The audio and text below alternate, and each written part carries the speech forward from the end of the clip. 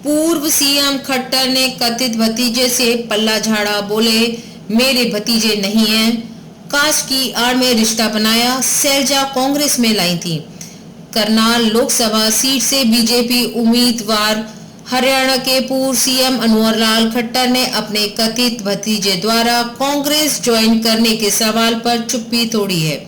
उन्होंने कहा कि उनका कोई भतीजा नहीं है। इसे लेकर मंगलवार को सिरसा में कांग्रेस उम्मीदवार कुमारी शैलजा ने अटैक किया था कि खट्टर के भतीजे ने कांग्रेस ज्वाइन की है। बुधवार को करनाल में जब मनोहर लाल से इस बारे में पूछा गया तो उन्होंने कहा, पहली बात तो यह है कि मेरा कोई भतीजा सिरसा में नहीं है।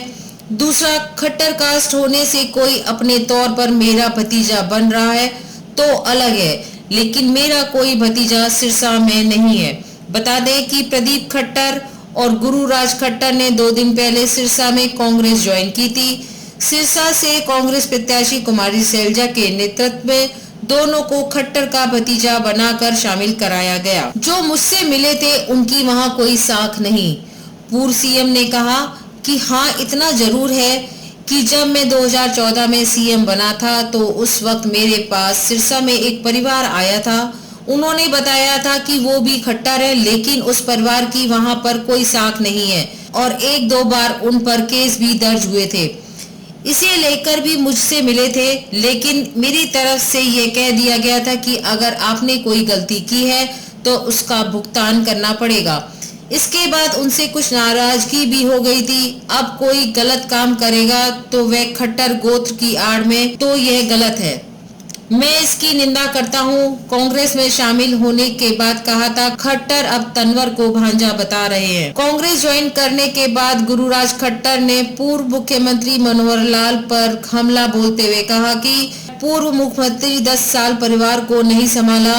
अब जब हम कांग्रेस में आ गए हैं तो हम पर दबाव बनाने की राजनीति की जा रही है। मैं जल्द ही प्रेस कॉन्फ्रेंस करूंगा और एक तथ्य सबके सामने रखूंगा कि मैं पूर्व मुख्यमंत्री मनोहर लाल का क्या लगता हूं।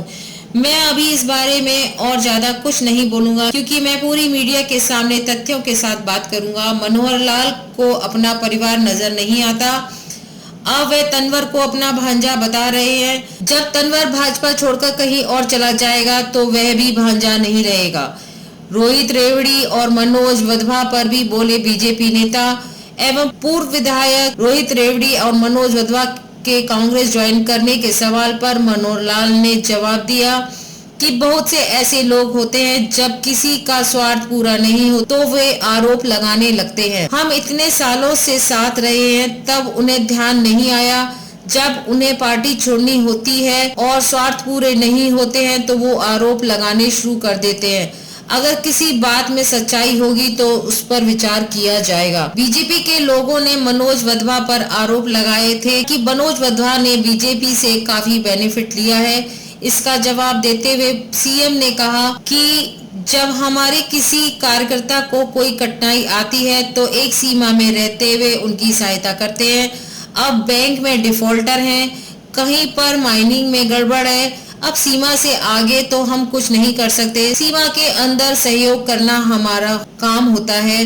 भाजपा द्वारा संविधान बदलने के आरोप को किया खारिज। बीजेपी द्वारा संविधान बदलने के आरोप को खारिज करते हुए मनोहर लाल ने कहा कि संविधान निर्माता डॉक्टर भीमराव अंबेडकर दोबारा जन्म लेकर आए तब भी संविधान खत्म नहीं कर सकते। यह देश संविधान से चलता है। संविधान आज का बनाया हुआ नहीं है। संविधान की मूल मर्यादाएं हैं, वे सब वही हैं। हाँ, संविधान में 100 के लगभग संशोधन कांग्रेस ने भी किए थे और 20-25 संशोधन बीजेपी सरकार ने भी कराए हैं।